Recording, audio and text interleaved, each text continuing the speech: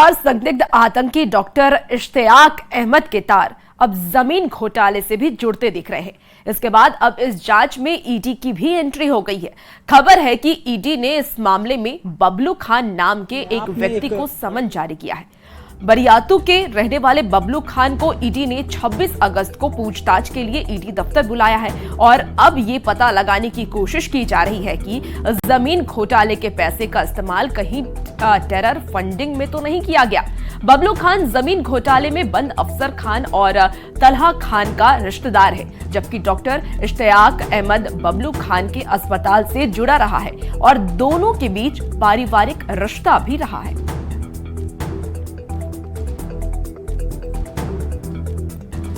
और रांची से आपको ये खबर बता रहे हैं, जहां ये खबर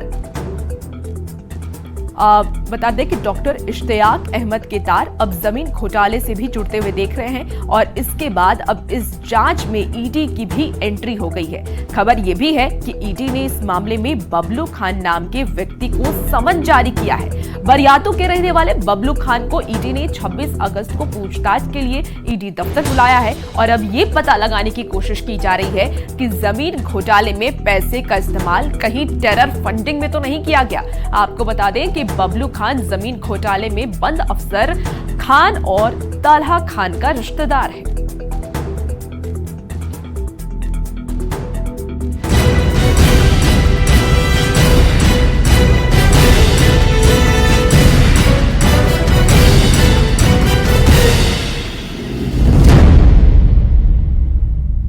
और अब खबर बिहार से है। बिहार में लैंड सर्वे का काम अब जोरों शोरों से चल रहा है। भूमि राजस्व विभाग की ओर से 45,000 गांवों के लोगों को जमीन का डेटा इकट्ठा किया जा रहा है और 20 अगस्त से शुरू हुए सर्वे से लोगों को जमीन का मालिकाना हक मिले और इसकी कोशिश सरकार की तरफ से की गई है। बता दें आपको कि ग्राउंड जीरो पर पहुंचे हमारे रिपोर्टर्स ने जब लोगों से बातचीत की तो कई खामियां और शिकायत सुनने को मिली। देखिए रिपोर्ट।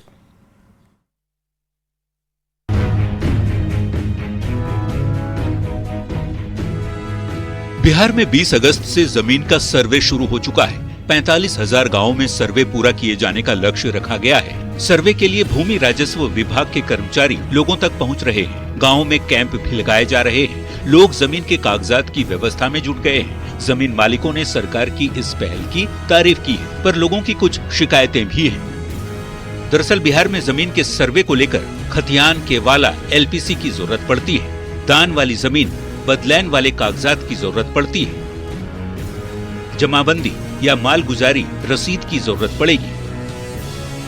वारिस होने का प्रमाण पत्र भी लोगों को दिखाना होगा। पर लोगों का कहना है कि सरकार के निर्देश पर शुरू किए गए लैंड सर्वे में कागजातों को लेकर परेशानी हो रही है, जबकि कुछ लोग आरोप कर्मचारियों के रवैये को लेकर भी लगा रहे हैं। राजधानी पटना से सटे नौबतपुर गांव जाकर न्यूज 18 संवाददाता ने सर्वे को लेकर लोगों से बात की तो उन्होंने पहल की तारीफ की, पर सर्वे कार्य को लेकर जागरूकता में कमी की बात भी कही।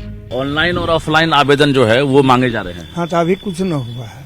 व्यवस्था कागज कर लिए? हाँ, कागज तो है, कागज तो जो है से है। अभी तक तो सर बहुतों लोगों को जो है कि ये पता ही नहीं है कि सर्वे का काम है चालू है, और चालू है तो इसका बेनिफिट कुछ ऐसे किसान हैं और कुछ ऐसे मजदूर वर्ग के भी लोग हैं जो कि उनको अभी तक ठीक से जानकारी नहीं है। गया के कुजापी गांव के लोगों का कहना है कि उनसे इतने कागजात मांगे जा रहे हैं कि वे इसे पूरा नहीं कर पा रहे। लोगों ने इस प्रक्रिया को और भी सरल बनाने की अपील की है। समस्या है कि हमारा भी ज्वाइंट परिवार का जमीन है और केवल एक ही परिवार के बीच में है। हम लोग के पास ओरिजिनल डॉक्यूमेंट्स नहीं है। अब उस स्थिति में अगर सर्वे कराने की जरूरत हुआ तो हम कागज पत्तर कहाँ से उसका कलेक्ट कर पाएंगे। समस्तीपुर में तो कुछ लोगों ने सर्वे कराने के नाम पर उन्हें परेशान करने और कागजात लेने के लिए दफ्तरों में मोटी रकम मांगने का भी आरोप लगाया है। वहाँ धांधली बहुत होता है। ओरिजिनल कागज, ओरिजिनल पेपर रहते हुए भी हाथ में वहाँ कानूनगो CO अमीन रहते हैं। पैसा लेकर के नक्शा बन जाता है और फिर पुनः दूसरा पार्टी जाता है, पैसा देता है, उसको मिटा दिया है कि दूसरा नक्शा बन जाता है। वहीं गोपालगंज में जमीन सर्वे कराने को लेकर रैयत किसानों के साथ बड़ी समस्या है। यहाँ बाढ़ प्रभावित दियारा इलाके के 6 प्रखंड के 62 ऐसे पंचायत हैं, जहाँ के अधिकांश लोगों के पास उनकी जमीन के कागजात नहीं है। ऐसे में सरकार से निदान निकालने की अपील की जा रही है। ज्यादा परेशानी जब पेश की जमीन में है, मान ली 20 साल पहले कोई लिया है और रजिस्ट्री ऑफिस को मोहर मारा है, उसको सर्वे अधिकारी मान नहीं रहे हैं। सबसे बड़ी परेशानी यही है। प्रदेश में कराए जा रहे लैंड सर्वे में लोगों को हो रही दिक्कतों को लेकर बिहार के भूमि राजस्व मंत्री दिलीप जायसवाल ने अपना निजी मोबाइल नंबर और ईमेल आईडी जारी किया है, जिस पर लोग सीधे अपनी शिकायत उनसे कर सकेंगे। देखिए, न्यूज 18 को मैं बहुत धन्यवाद देता हूं कि आपने बिहार के इतने बड़े आबादी की चिंता की। तो आप सीधा, मेरा मोबाइल नंबर है 94 309 11 111 और मेरा ईमेल है revenueminister.bihar@gmail.com। कहीं पर भी किसी तरह का कोई बिहार की जनता को हमारे विभाग के द्वारा दिक्कत होगा या दिक्कत का सामना करने की आवश्यकता पड़ रही है, तो वो सीधा हमसे संपर्क करें। हम तुरंत जो है उनके समस्या का निदान निकालेंगे। वैसे बिहार में जमीन के सर्वे के लिए आप ऑनलाइन फॉर्म जमा कर सकते हैं। इसके लिए बिहार सरकार की भूमि से जुड़ी वेबसाइट पर जाना होगा। dlrs.bihar.gov.in पर जाएं और बिहार सर्वे ट्रैकर ऐप से भी मदद ले सकते हैं। जमीन के सर्वे से प्रदेश भर के हजारों गांव में भूमि पर मालिकाना हक के साथ ही लैंड डिस्प्यूट से लोगों को राहत मिलेगी। सरकार का भी मकसद आम लोगों को उनकी जमीन का हक दिलाना ही है। न्यूज 18 के लिए पटना से शैलेंद्र और रजनीश के साथ ब्यूरो रिपोर्ट।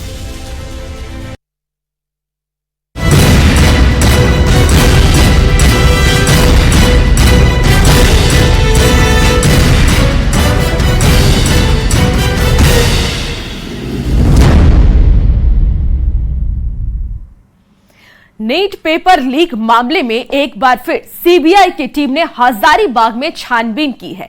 पेपर लीक मामले में जिस राज गेस्ट हाउस को सील किया गया था, उसमें कुछ अपराधियों के घुसने, सबूतों से छेड़छाड़ और दस्तावेज चोरी करने की बात सामने आई है। राज गेस्ट हाउस के शटर से दुकान जुड़ी हुई थी। बता दें आपको कि सुबह दुकानदार ने देखा कि शटर बंद होने के बाद भी अंदर के सामान की चोरी हो गई है, जिसके बाद गौर से देखा गया तो पता चला कि सील राज गेस्ट हाउस के जरिए ही अपराधी दुकान में घुसे थे।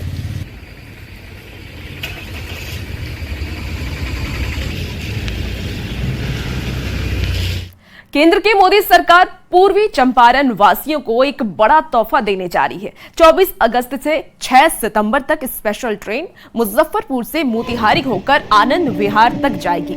आपको बता दें कि सप्त क्रांति में यात्रियों की भीड़ को देखते हुए रेलवे ये बड़ा फैसला लिया है। आज से ट्रेन की शुरुआत हो रही है। सांसद राधा मोहन सिंह ने स्थानीय लोगों की शिकायत के बाद इसकी पहल की थी, जिससे रेलवे से आपको बता दें कि रेलवे ने इसे मान लिया है कि ट्रेन मोतिहारी, सुगौली, नरकटियागंज और गोरखपुर होते हुए आनंद विहार तक जाएगी।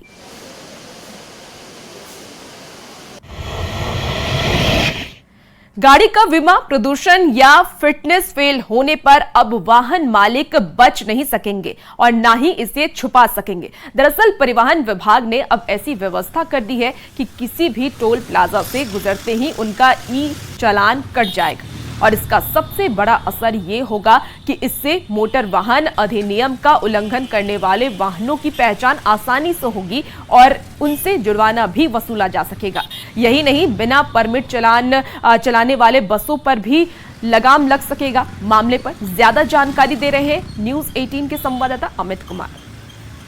यातायात नियमों की सख्ती से पालन करने की दिशा में लगातार बिहार परिवहन विभाग जो है वो नए कदम उठा रहा है और इसी के तहत हम बताते चले कि परिवहन विभाग ने एक नया नियम जो है वो बनाने जा रहा है। एक नई कह सकते हैं कि कार्यप्रणाली शुरू करने जा रही है, जिसके तहत अगर आप अपनी गाड़ी का इंश्योरेंस, पॉल्यूशन जो है वो फिट नहीं रखते हैं, परमिट फिट नहीं रखते हैं, तो अब आपको सिर्फ जगह जगह जो है वो रोक करके फाइन नहीं वसूले जाएंगे, बल्कि यहाँ आप देख सकते हैं कि ये जो टोल प्लाजा है, इस तरह के टोल प्लाजा पर जब आप अपनी गाड़ी को लेकर के जाएंगे आगे के लिए, गंतव्य स्थान पर रवाना होने के लिए निकलेंगे, तो यहाँ पे आपका टोल जो है वो नहीं कटेगा और आपको यहीं पे जो है ऑन स्पॉट जो पॉल्यूशन अगर फेल है तो उसका जो जुर्माना है वो देना होगा, इंश्योरेंस फेल है तो उसका जुर्माना देना होगा, या फिर आपकी गाड़ी की फिटनेस नहीं है तो उसकी जो टैक्स है, जो जुर्माने की राशि है वो अदायगी करनी होगी। तो यह कह सकते हैं कि परिवहन विभाग की तरफ से ये एक नई पहल जो है वो शुरू होने जा रही है और परिवहन विभाग जो है वो इस नियमावली को पूरे सख्ती के साथ जो है वो लागू करने जा रहा है। क्योंकि देखा गया है तो अमूमन जो बिहार के कई वाहन जो चालक हैं, ऑनर हैं, वो अपनी गाड़ियों का फिटनेस रखने से गुरेज करते हैं। इंश्योरेंस पॉल्यूशन जो है उनका फेल होता है, फिटनेस उनका फेल होता है, फिर भी गाड़ी जो है वो फर्राटे से वो दौड़ाते रहते हैं सड़क पे।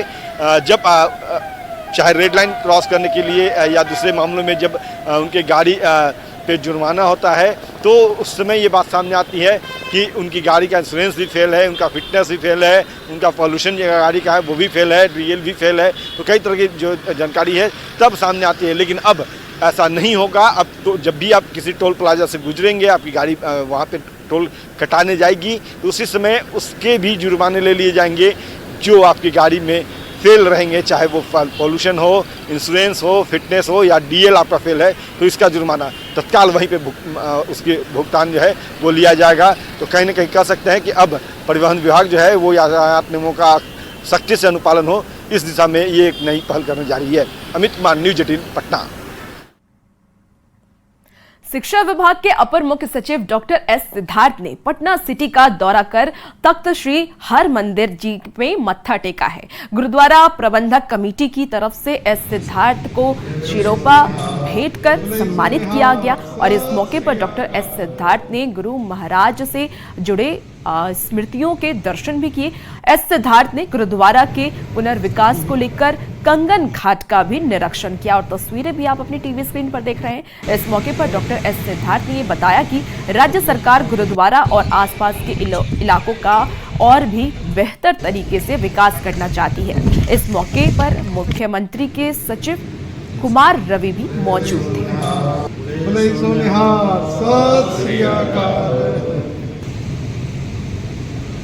गुरुद्वारा है उसका रीडेवलपमेंट अगल बगल इलाके का रीडेवलपमेंट मांग की, उसी को देखने आए हैं किस प्रकार इसको और रीडेवलप किया जाए, पार्किंग के क्या इश्यूज हैं और इसके अप्रोच रोड जो है उसमें क्या इश्यूज हैं, इसी को हम लोग स्टडी करेंगे। किस तरह का विकास मतलब यहाँ पर होना चाहिए? उन्होंने यही मांगा जो पार्किंग की व्यवस्था हो, श्रद्धालु आते हैं, पार्किंग का समस्या रहता है और अब तो गंगा पथ भी जुड़ गया है, उसका अप्रोच को और ठीक किया जाए और जो वहाँ से रास्ता है उसको और सुदृढ़ किया जाए, इसी संबंध में हम लोग। और एक दुखद खबर मुंगेर से सामने आ रही है, जहां मुंगेर में एसएसबी जवान जय सिंह और उनकी पत्नी मौसम की सड़क हादसे में मौत हो गई। देर शाम दोनों का पार्थिव शरीर घर लाया गया तो परिवार में कोहराम मच गया। परिवार के सदस्यों का रो रो कर बुरा हाल हो रहा था।